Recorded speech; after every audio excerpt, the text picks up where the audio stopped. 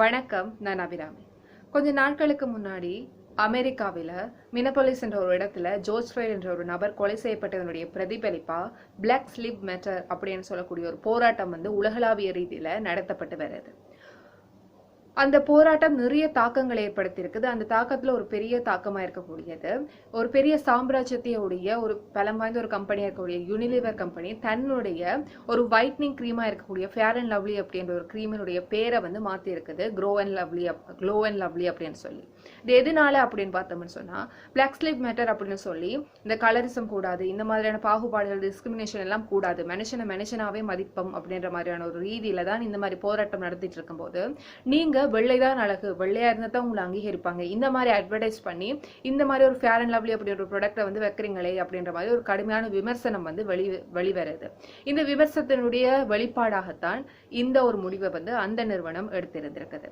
Just பேரை மட்டும் மாத்துறது அப்படின்றத தாண்டி ஒயிட்னிங் அப்படின்றத விட லைட்னிங், அதாவது ஸ்கின்னை இன்னும் கொஞ்சம் பளபளப்பாக்குற அந்த மாதிரியான ஒரு கன்செப்ட்ல நாங்க இனிமேல் ப்ராடக்ட்ஸ் செய்யறோம். இந்த மாதிரி ஒயிட்னிங், அதாவது வெள்ளையாக்குறோம் அப்படின்ற மாதிரியான ஒரு விஷயத்த நாங்க செய்ய மாட்டோம்ன்ற மாதிரியான சில உறுதிமொழிகளையும் அந்த நிறுவனம் கொடுத்திருக்குது.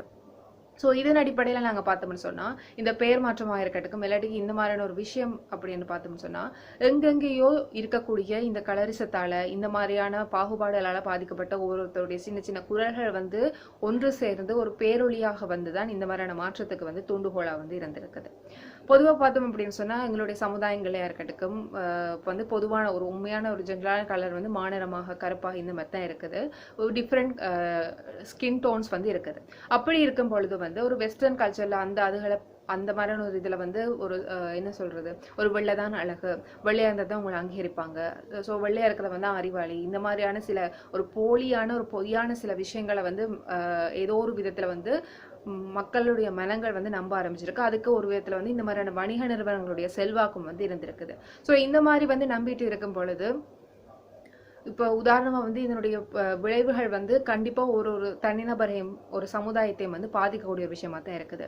ஒரு பாடசாலையில இல்லாட்டி ஒரு வீட்டுல ஒரு நிறம் கம்மியா இல்லாட்டிக்கு நிறம் குறைவா இருக்கக்கூடிய ஒருத்தரை பார்த்து அவருடைய நிறத்தை வச்சு கேலி பண்றது, ஒரு தப்பு பண்ணிட்டா அப்படின்றக்காக, இல்லாட்டிக்கு ஒரு ஹோம்ஒர்க் செய்யல அப்படின்றக்காக, அந்த ஹோம்ஒர்க் செய்யல அப்படின்றக்காக அது பனிஷ் பண்ணாம, இல்லாட்டிக்கு அதுக்காக ஒரு தண்டனை கொடுக்காம, நீ இப்படி இந்த கலர்ல இருக்க, இப்படி நிறம் கம்மியா இருக்க, அதை கிரிட்டிசைஸ் பண்ற மாதிரியான சில விஷயங்கள், டேலண்ட்டுக்கு இல்லாட்டிக்கு அவருடைய இயல்புக்கு மதிப்பு கொடுக்காம அவர்களுடைய அந்த ஜஸ்ட் அந்த ஸ்கின் டோனை மட்டும் வச்சு அதை நிராகரிக்கக்கூடிய அந்த தன்மைகள், இந்த மாதிரியான விஷயங்கள் எங்களுடைய சமுதாயங்கள்ல நடந்து கொண்டிருக்கிறது உண்மை.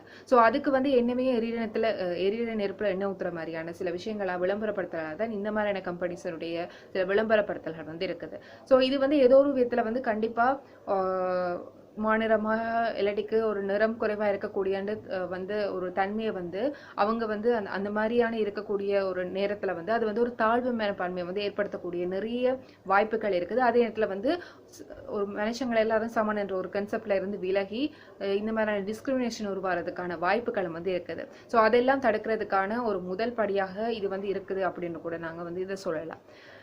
இப்படி ஒரு பெரிய கம்பெனி இப்படி ஒரு பேரை மாத்துற அளவுக்கு ஒவ்வொரு இடத்துல இருக்கக்கூடிய சின்ன சின்ன குறைகள் உதவி இருக்குது. ஸோ அதுதான் அதனுடைய அந்த ரிஃப்ளெக்ஷன் தான் இதா இருக்குது.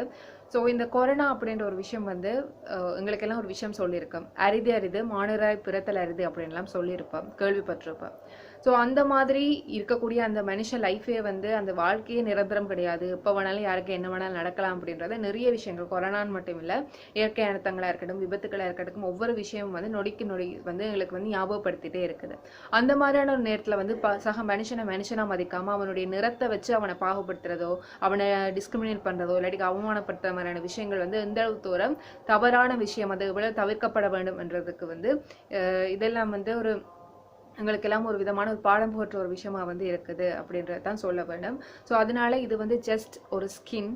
ஸோ அதை வச்சு ஒரு மனுஷனை நாங்கள் குறைச்சி மதிப்பிடாமல், அவனை கேலி பண்ணாமல், அவனை அவமானப்படுத்தாமல், சக மனுஷனாக மதித்து ஒரு சகோதரமிக்க ஒரு நல்ல ஒரு வாழ்வோம் அப்படின்னு சொல்லிட்டு, நன்றி அண்ட் டேக் கேர்.